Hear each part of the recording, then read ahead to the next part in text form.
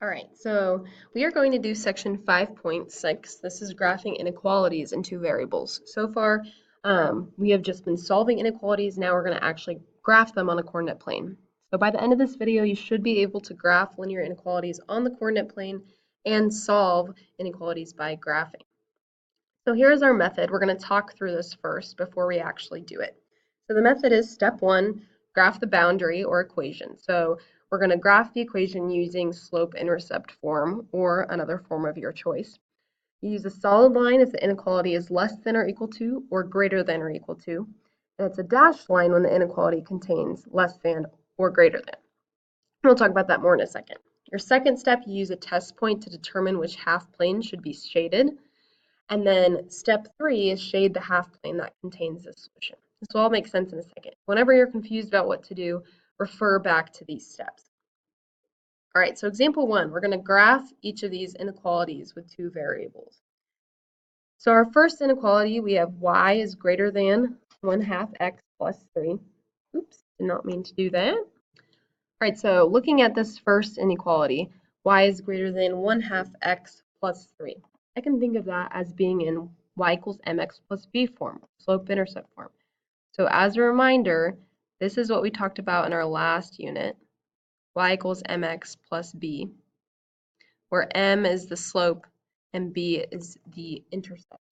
Now instead of being an equation, we just have an inequality instead, so our graph's going to be slightly different. So I'm going to go ahead and graph this. My y-intercept, first of all, is 3. So I'm going to plot 3 on the y-axis. There's 3. And then from there, I'm going to count out my slope. My slope is 1/2. So I'm going to count up 1 over 1, 2. There's my next point. You can also go down 1 and back 2. Here's your other point. So now I've plotted my points. Now I'm going to either make it a solid line or a shaded line. So if I scroll back up to my steps here, this is your key to this section. We use a solid line if it's less than or equal to or greater than or equal to. And we use a dashed line when the inequality contains a less than or greater than. In this case, our inequality is just greater than. So that means I'm going to draw a dashed line through these points. Oops. You can use a straight edge. I can't use a straight edge on my screen, obviously. It's a little difficult. So your dotted line should look something like that. So this is my boundary. It's an inequality, so the line isn't the only part of my graph. I also have to shade my graph. So the second point is to test a point. The easiest point to test is 0, 0. So 0, 0 is this point on the origin, just for point of reference. What I'm going to do, this is technically x and y are 0 and 0. I'm going to plug in 0, 0 into my inequality. So y is greater than 1/2 x plus 3. So I have y is greater than 1/2 x plus 3. So I'm going to plug in 0 for x and 0 for y. So I have 0 is greater than 1/2 x, or 0, excuse me, plugging in 0 for x, plus 3. So 1/2 times 0, I'm using PEMDAS now, 1/2 times 0 gives me 0. So I have 0 is greater than 3, because 1/2 times 0, that cancels out. Now, is this a true statement? Is 0 greater than 3? No, not true.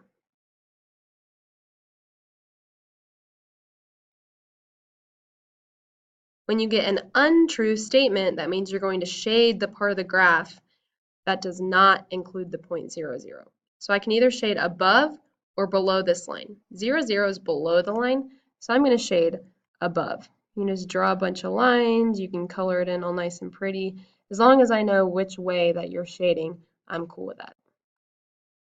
So that's my third step, was to shade. So our graph ends up looking something like that. All right, the next inequality, we have 2x plus 3y is greater than or equal to 18. This is not in slope-intercept form, this is in standard form. So think back to all those different forms. The easiest way to graph this, I think, and I think you guys are starting to realize slope-intercept form is pretty rad, right? So what I'm going to do is actually get y by itself. That way I get this into slope-intercept form. So I'm going to subtract 2x from both sides. Now I have 3y is greater than or equal to 18 minus 2x. So remember, we treat these just like an equation. Keep that sign the same. To get y by itself, now I got to divide by 3. So now I have y is greater than or equal to 18 divided by 3 gives me 6, and negative 2 divided by 3 gives me negative 2/3, and then that x.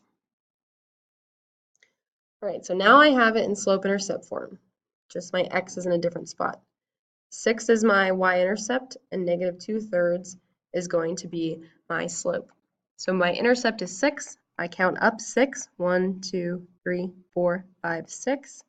I put my dot there. Negative 2/3 then is my slope. I know a couple people struggled with negative slope. So if it's negative 2 over 3, only one direction is negative. So I'm going to move down 2 and to the right 3. So if I move down 1, 2, and to the right 1, 2, 3, there's my other point.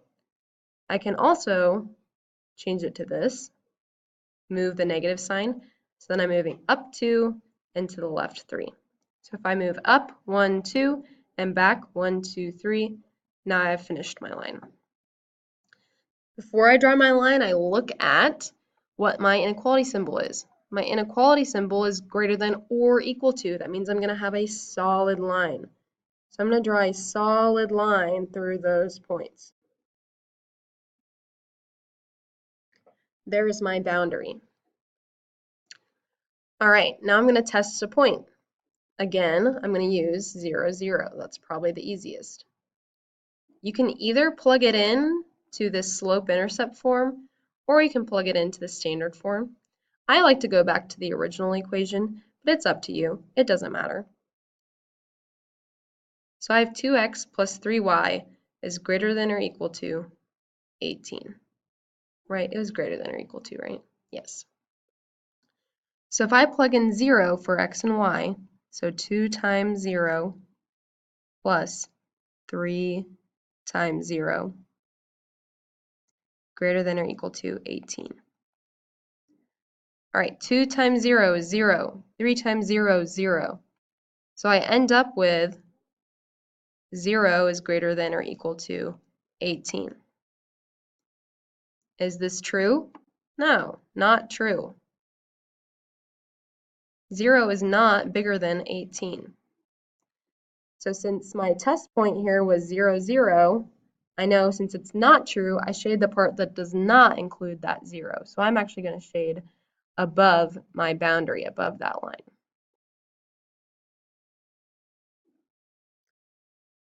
All right.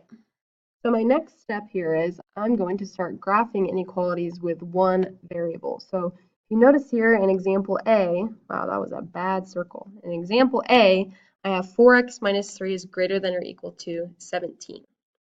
So there's no y, there's only one variable. When that happens, I'm just going to go ahead and get that variable by itself. So I'm going to add 3 to both sides. So now I have 4x is greater than or equal to 20. Now I'm going to divide both sides by 4. I'm going to rewrite it so we can actually see what's going on here. So I'm going to divide both sides by 4 to get x by itself. And I'm left with x is greater than or equal to 5. All right, so x is greater than or equal to 5. What happens then, since my variable is x, I'm going to look at the x-axis. Remember, x is this one, y is this one, up and down one. So I look at x-axis and I go to 5. 1, 2, 3, 4, 5. I'm going to draw a vertical line that goes through that point. Since it's greater than or equal to, right there, that means I'm going to use a solid line. So if it's greater than or equal to, use a solid line. that goes through that point. That's my boundary. Now I'm going to do a test point.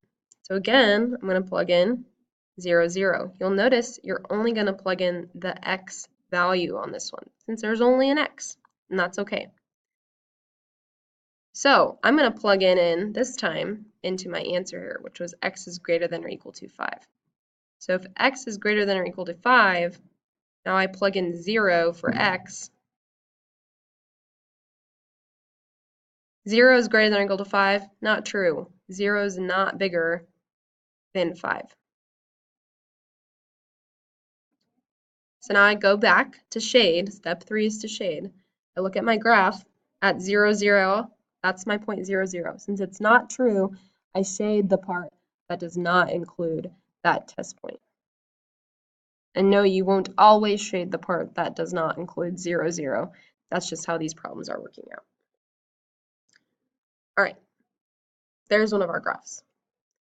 Our next graph, now instead of an x variable, now I have a y variable. I'm going to treat it the exact same way, however. I'm going to get y by itself. So first, I subtract 6 from both sides, and I get negative 2y is greater than 6. 12 minus 6 is 6. So negative 2y is greater than 6. Now I'm going to get y by itself, I need to divide both sides by negative 2. Don't forget, when we divide by a negative, I'm dividing by a negative number here. I flip my sign. So now I have y is less than 6 divided by negative 2 gives me negative 3. So now since I'm using the y variable, I'm going to look at the y-axis. So I'm looking at negative 3. I'm going to count down to negative 3. So starting at 0, down 1, 2, 3. There's that point, negative 3. When it's y is by itself, that means I'm going to graph a horizontal line that goes through it. Since it's just less than and not less than or equal to, that means I have a dotted line. So I'm going to draw a dotted line that goes through negative 3 on the y-axis. So my boundary looks something like this. We do a dotted line because it's not inclusive. Negative 3 is not included as a potential solution. So that's why we do that. Now I'm going to do my test point. So if my equation ended up being y is less than negative 3, now I'm going to plug in my test point 0, 0, which is this point right here. I'm only looking at the y value now, though. So if I plug in 0 for y, I have 0 is less than negative 3. Is 0 less than negative 3? 0 is less than 3, but 0 is not less than negative 3. So this is not true, which means I'm not going to shade the part that includes 0, 0. I'm going to shade below my boundary on this one.